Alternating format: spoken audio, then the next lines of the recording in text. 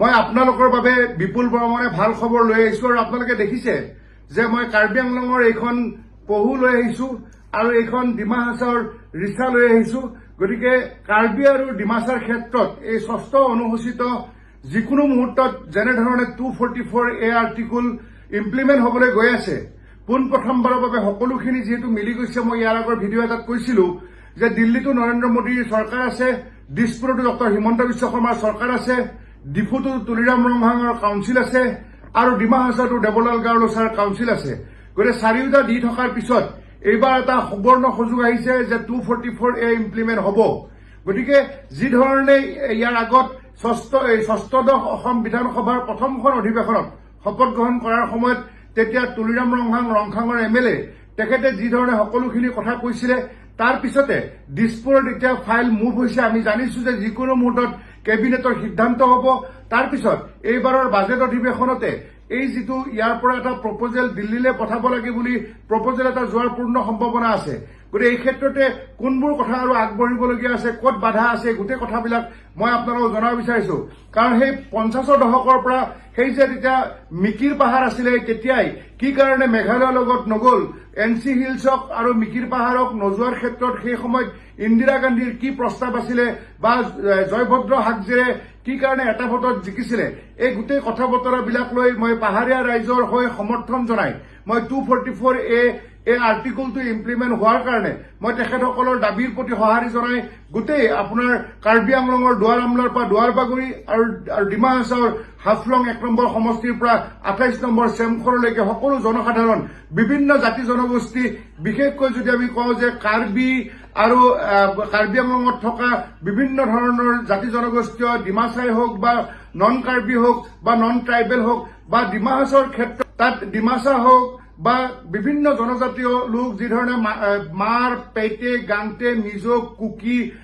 তাত গোৰ্খা সম্প্ৰদায় বা বিভিন্ন ধৰণৰ হিন্দী ভাষী, বেংগলী সকলোবোৰ জনসাধাৰণে ডিমা হাছাওত বসতি আছে আৰু কাৰ্বি আংলঙতো তেনেধৰণে হিন্দী ভাষীকে আৰম্ভ কৰি অসমীয়া স্পিকিঙক আৰম্ভ কৰি গোৰ্খা লোক বা বিভিন্ন সম্প্ৰদায়ৰ লোক বাস কৰি আছে। গতিকে এই সকলোখিনি জনসাধাৰণৰ সপক্ষে মই থিয় দিছো আৰু এই কেনেকে ইমপ্লিমেণ্টেশ্যন হ'ব পাৰে, ক'ত বাধা আছে, কি বাধা নাই, এই সকলোখিনি কথা লৈ মই এই ভিডিঅ'টোত পুনৰ এবাৰ আপোনালোকৰ ওচৰলৈ আহিছো। ইয়াৰ পিছত কাৰ্বি আংলং স্বায়ত্তশাসিত পৰিষদৰ নিৰ্বাচন জানুৱাৰী মাহত অনুষ্ঠিত হ'ব। তেতিয়াও আপোনালোকৰ ৰাইজৰ মাজলৈ গৈ প্ৰতিটো খবৰ আমি আপোনালোকৰ মাজত দাঙি ধৰিম। কিন্তু এই মুহূৰ্তত জনাইছো যে একেবাৰে সহজ হৈ আছে। কোনো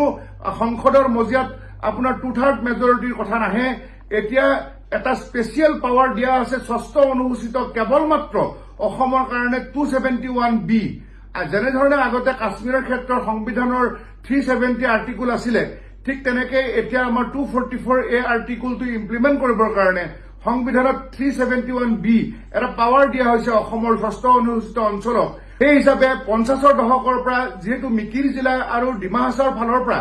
এই এটা দাবী উত্থাপন হৈ আছিলে যে 244 আৰ্টিকল ইমপ্লিমেণ্ট হ'ব লাগে। আৰু এই ক্ষেত্ৰতে বহু বিদ্ৰোহী সংগঠন, মই নাম ললে কাৰোবাৰ বিদ্ৰোহী সংগঠন বাকী থাকি যাব, UPDSৰ চাইন হওক বা KNLF হওক বা ঠিক তেনেদৰে KLO হওক বা DHD যে যাক ব্লেক উইডো বুলি কৈছিলে বা DHD ডিমা হালম দাও, এই ধৰণৰ বহু এই তেনেধৰণে ডিমাৰাজি বিচাৰিছিলে বা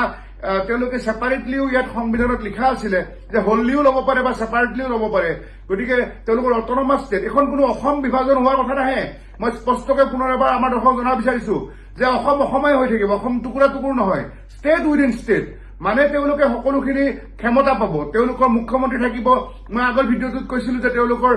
মন্ত্ৰী পৰিষদ থাকিব, MLA থাকিব, স্পীকাৰ, ডেপুটি স্পীকাৰ আৰু তেওঁলোকৰ সকলোখিনি তেওঁলোকৰ হেডকোৱাৰ্টাৰ ক'ত বনাই তেওঁলোকে চাই ল'ব পাৰিব। এতিয়া কথাটো হ'ল নিয়মটো এনেধৰণৰ, অসমত যিহেতু 102জন NDAৰ MLA আছে, গতিকে ইয়াত 5জন কাৰ্বি আংলঙৰ MLA আছে আৰু বাকী যিসকল অসমৰ বিজেপি বা NDAৰ MLA আছে তেওঁলোকক ইতিমধ্যে তুলিৰাম ৰংহাঙে এটা কথা কৈছে যে মাননীয় অধ্যক্ষৰ জৰিয়তে সদনত যে অধ্যক্ষ মহোদয় আৰু অন্যান্য সদস্যসকল আপোনালোকে আপত্তি নকৰিব, আমি অটনমাছ ষ্টেট পালে আমি বড়ো অসমৰ মাজতে থাকিম, আমি ষ্টেট উইদিন ষ্টেট বিচাৰিছো। গতিকে তেখেতে ক্লিয়াৰ কৰি দিছে। এতিয়া খালি সদস্যসকলক বুজাব লাগিব যে শদিয়াৰ বিধায়কজনকে হওক বা গোলগঞ্জৰ বিধায়কজনকে হওক বা ঠিক তেনেধৰণে এই যে আপোনাৰ ৰামকৃষ্ণ নগৰৰ বিজয় মালাকাৰে হওক বা আমাৰ চিপাঝাৰৰ বিধায়কজন সকলো বিধায়কক তেখেতসকলে বুজাব পাৰিব লাগিব যে অসমখন পুনৰ টুকুৰা টুকুৰ নহয় আৰু এইখন অসমৰ ভিতৰতে ষ্টেট উইদিন ষ্টেট মানে অটনমাছ এখন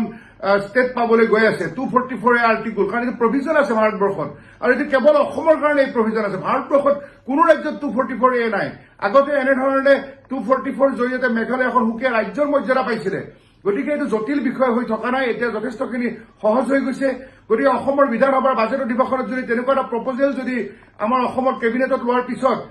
বাজেট অধিৱেশনৰ জৰিয়তে দিল্লীলৈ প্ৰপ'জেল যায় তেতিয়া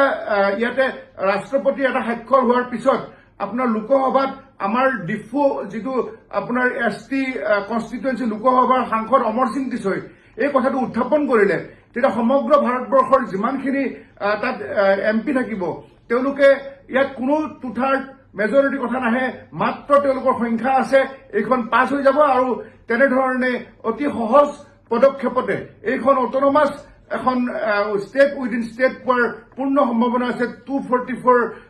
এৰ জৰিয়তে গতিকে মই আকৌ এবাৰ কৈছো যেনেধৰণে কাশ্মীৰত আপোনাৰ 270ৰ জৰিয়তে কাশ্মীৰৰ ক্ষেত্ৰত সংবিধানত সন্নিৱিষ্ট আছিলে এইটোতো আপোনাৰ সংবিধানখন সংশোধন কৰিব নালাগে এইটো সংবিধান সংশোধন কৰিলে টু-থাৰ্ড মেজৰিটি কথা আহে ভাৰতীয় সংবিধানখন গতিকে সংবিধানত উল্লেখ থকা বিষয় এটা ৰূপায়ণ কৰিবলৈ গ'লে এই যে সমগ্ৰ আমাৰ ভাৰতবৰ্ষৰ যিটো সংখ্যা লোকসভাত এতিয়া বিজেপিৰ যিহেতু আছে গতিকে জাষ্ট কথাটো এটা উত্থাপন কৰি আমাৰ অমৰ সিং টিছৈ ডাঙৰীয়াই উত্থাপন কৰিলেই এখন আমাৰ ষ্টেট উইদিন ষ্টেট মই সুকীয়া ৰাজ্য মানে এখন বেলেগ ছেপাৰেট তেলেংগানাৰ নিচিনা ষ্টেট হৈ গ'ল ছত্তীশগড়ৰ নিচিনা হৈ গ'ল ঝাৰখণ্ডৰ নিচিনা হৈ গ'ল তেনেধৰণে মই ষ্টেট হৈ যোৱাৰ কথা কোৱা নাই এইখন আমাৰ অসমৰ ভিতৰতে থাকিব খালি তেওঁলোকে অধিক পাৱাৰ পাব তেওঁলোকৰ ক্ষমতাৰ জৰিয়তে আৰু তেওঁলোকৰ যিটো পেকেজ বা তেওঁলোকৰ